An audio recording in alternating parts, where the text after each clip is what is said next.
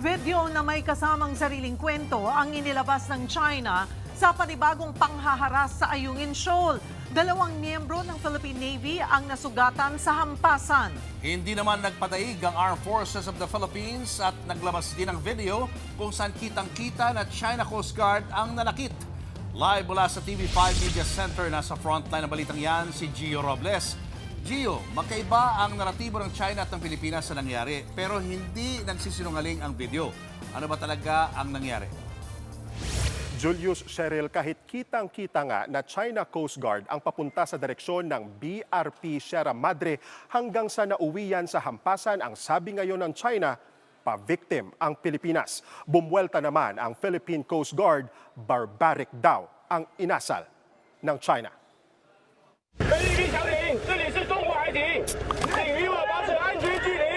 Isang araw matapos ang panibagong insidente sa Ayungin Shoal na ikinasugat ng 2 tauhan ng Philippine Navy, naglabas din ang Chinese Embassy ng mga video clips ng nangyari.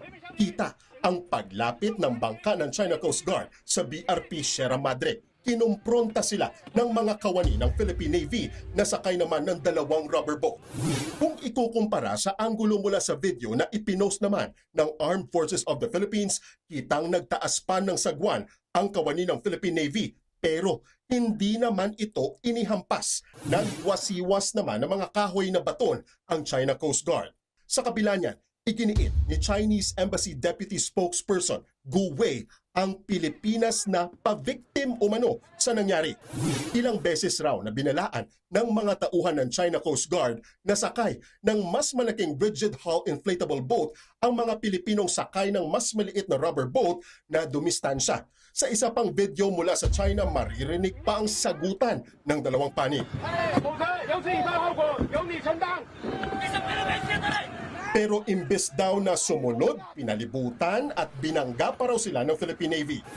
Pero nanindigan ang AFP na China ang pasimuno ng gulo dahil sa paglapit sa BRP Sierra Madre. Sinita raw sila ng mga tauhan ng Philippine Navy matapos maaktuhang kumukuha ng video at larawan sa outpost ng Philippine Navy sa Ayungin. Pero sila pa raw ang nagalit. Itong nangyari kahapon, ang China Coast Guard ay lumalapit sa BRP Sierra Madre. No? Alam naman natin na ito ay nasa Ayungin Shoal at ang Ayungin Shoal ay may layo lamang na 105 nautical miles from Palawan. No? Ibig sabihin, pasok na pasok ito sa ating exclusive economic zone. So there's no reason for the Chinese Coast Guard na mapunta dito. Ayon kay Philippine Coast Guard spokesperson for the West Philippine Sea, Rear Admiral J. Tariela, spliced o putol ang video na inilabas ng China. Wala rin umanong nasugatan sa panig ng China. Tinawag ni Tariela na malupit at hindi makatao ang sinapit ng 2 Pilipinong nasugatan sa insidente. Kasunod yan ng panghahampas ng China Coast Guard ng mga kahoy na baton. Pinakikita natin dito how barbaric, how violent the China Coast Guard personnel is para talagang saktan ang ating personnel. And this is the part of the video na hindi ipinakita ng Chinese Coast Guard because they are hiding what really happened dito sa insidente na to. Dagdag pa ni Tariela, hindi katanggap-tanggap na binabaliktad ng China ang nangyari sa kabila ng sunod-sunod na insidente sa loob ng ating exclusive economic zone. Nakakagalit na to. After the racist video na tinawag ng mga Pilipino na unggoy, ngayon naman binabaliktad na naman tayo ng China na tila sila pa ang may legal jurisdiction to conduct maritime law enforcement sa loob ng ating exclusive economic zone. Talagang very disappointing, nakakagalit. Ipinagtataka raw ni Tariela kung bakit pumasok sa Ayungin ang China Coast Guard at lumapit sa BRP Sierra Madre. Kinumpirma naman ni Tariela na 2 PCG vessel ang pinadala sa Ayungin.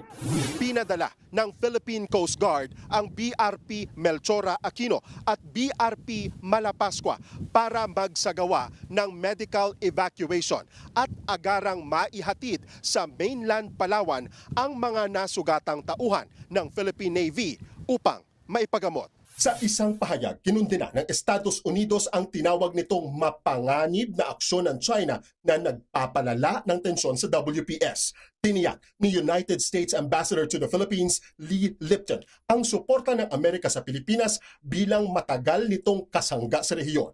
Nanawagan din sila sa China na itigil ang iligal, mapamilit, agresibo at mapanlinlang na mga aksyon nito sa South China Sea.